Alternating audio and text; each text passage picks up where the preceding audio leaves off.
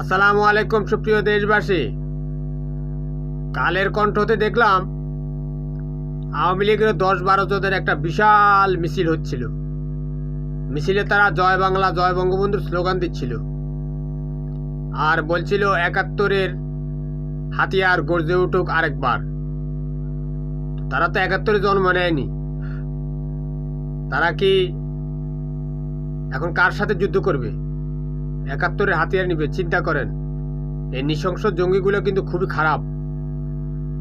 তারা যে হাতিয়ার নিবে, কার সাথে যুদ্ধ করবে? আমরা তো এখন কারোর সাথে যুদ্ধ করতেছি না, না ভারতের সাথে যুদ্ধ করছি, না মিয়ানমারের সাথে যুদ্ধ করছি, না পাকিস্তানের সাথে যুদ্ধ করছি। তো তারা হাতিয়ার তুলে নিবে কার জন্য?